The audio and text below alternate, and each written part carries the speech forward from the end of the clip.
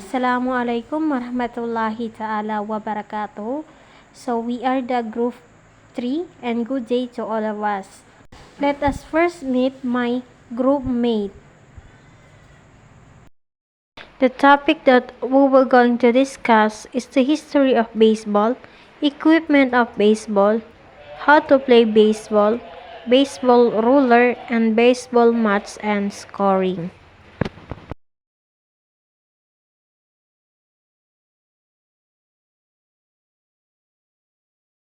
Assalamualaikum warahmatullahi ta'ala wabarakatuh. Good day to all of us. So I am Baimina Sanki Manguda from Bias 2B. So today I'm going to discuss about the history of baseball and the equipment of baseball. So as you can see on the photo, there's a man standing there. According to legend, the history of baseball can be traced back to a young man named Abner Doubleday. So, sino nga ba si Abner Doubleday? Sabi sa mga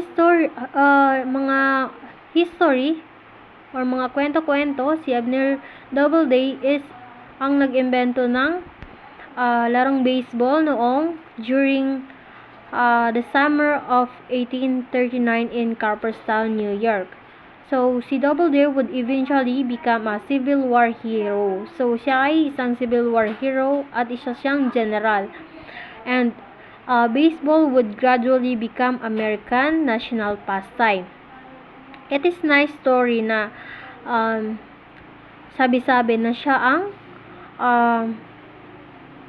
nag-imbento or siya yung father of the game ng baseball, which is untrue or hindi totoo because ito ay chismis lamang or sabi-sabi lamang ng mga gumawa ng kwento na iyon. So may nagpakalat ng kwento na siya daw ang nag-imbento ng baseball, which is kung magbe-base sa kasaysayan ng sabi ng mga historian, nag-disagree sila because walang evidence na siya ang nag-imbento ng baseball. Kasi si Abner Doubleday is sa buong buhay niya, kung pag-aaralan ang biography niya, hindi siya na-engage sa any sports sa buong buhay niya. So, ibig sabihin, hindi yun true na siya ang nag-imbento ng baseball. Nasa kasalukuyan sa panahon ngayon, pinaniniwalaan pa rin yun na siya daw ang nag-imbento, which is hindi kasi walang reliable evidence na siya talaga.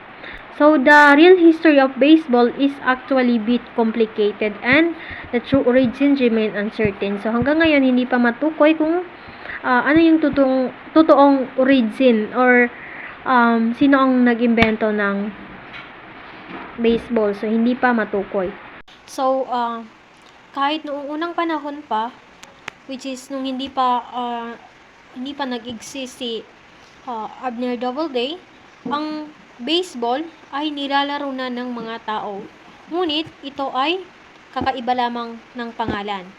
So, kahit noong unang panahon pa, uso na ang tinatawag na bat and ball, which is yung bat, yan yung kahoy na papalo doon sa bola, which is kahit sa Asian Egypt or sa Europe, maraming lugar sa Europe nilalaro na ito. Ngunit hindi lamang baseball ang katawagan nila dito. So by the time of the American Revolution, variation of soccer games were being played on schoolyards and college campuses across the country. So kahit noong American Revolution, nilalaro na ito sa mga bakuran and sa mga college campuses, no, sa iba't ibang bansa. They become even more popular in newly industrial city where men sought work in the 9th century. So, nung naging popular na ang paglalaro ng baseball, gumawa sila ng grupo. So, by group na ito siya, no? By team. Noong 19th century. In September 1845, a group of New York City men founded the New York Knickerbocker Baseball Club. So, yan yung sinasabi ko, no? Nung naging popular na masyado ang paglalaro ng baseball, gumawa na sila ng grupo, no? So, noong September 1845, nabuo ang tinatawag na New York City Men or tinatawag na New York Knickerbocker Baseball Club. And one of them is si Alexander Joy Cartwright. He developed a new set of rules for the game of baseball, which is include the diamond shape na makikita natin, no, sa field ng baseball, which is meron doong safe diamond line na hanggang ngayon nakikita pa rin natin. Also, sa mga rules niya, yung the 3 strike rule, may inalis din siyang mga rules, no, nung unang panahon na delikado sa mga manlalaro. The sports continue transform over the decades. And hanggang ngayon, yung mga rules na ginawa niya ay ginagamit pa rin as a foundation of the game, no? So, the first competitive baseball game was played on June 19, 1846. The baseball first competitive game was played in Hoboken on New Jersey Elysian Field. So, noong 1846, the first official game is played. The first official game was played between a team called the Knickerbockers. So, yun yung first team group sa baseball. And a team of cricket player. So, ang cricket player is parang same lamang siya ng baseball. Ngunit may pagkakaiba rin. Sa cricket player, ang gamit nila na bat is flat. While sa baseball naman is round. So, noong 1866, a woman baseball team is started. So, a woman ball team was formed by student of Vassar College. So, noong 1867, the first curveball is thrown.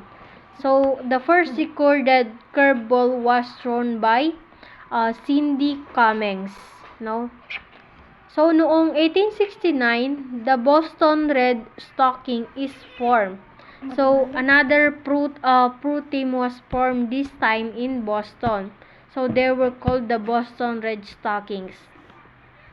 So, noong 1876, the first baseball liga is formed. Or, ito yung tinatawag na the National Liga was formed by William Wobert. So, noong 1882, the American Baseball Association is started. So, another liga was begun in 1882 and it was called the American Baseball Association of the Beer and Whiskey Liga. So, noong 1884, the first the African American in baseball. So, siya si Moses Fleetwood Walker. So, siya yung first American na nakapag-laro ng professional baseball. So, noong 1803, the World Series is created. So, the first World Series was played between the Pittsburgh Pirates and the Boston Pilgrims. So, noong 1904, a woman play pro ball. So, ito na yung mga babaeng magagaling sa baseball. A woman named Alta Wells was the first woman to play pro baseball. So, noong 1912, the first baseball strike goes into effect. Player won't So noong 1912, the first baseball strike goes into effect. players want on their first strike and it could be the last. So, noong 1829, si Babe Ruth is gumawa ng history sa baseball, which is nakahit siya ng 500 home run na tumatak ito sa mga tao sa kasaysayan. So, noong 1936, the Baseball Hall of Fame is open. The Baseball Hall of Fame opened in this year, and they inducted 5 players into their first Hall of Fame. So, noong 1943, the first American girls team is formed. So, during the World War II, when many of the players were fighting overseas, the All-American girls team was formed. So, noong 1947, the World Series on the big screen was the first year that play on television. Kasi noong unang panahon, ang mga tao is, kung hindi mismo nanonood sa event, sa paglalaro ng baseball, nakikinig sila sa radio. Wala pa masyado ang technology, radio lang ang gamit nila sa pakikinig ng baseball. Take Me Out to the Ball is served as the unofficial anthem of American baseball. So, ito yung traditionally na piniplay during the middle of the 7th inning, which na kinanta ni American songwriter Jack Norworth and Albert Bontelzer noong 1908. Usually kasi kung napapansin natin, no, sa mga sports na bago nagsisimula yung laro, meron pang kinakantang song.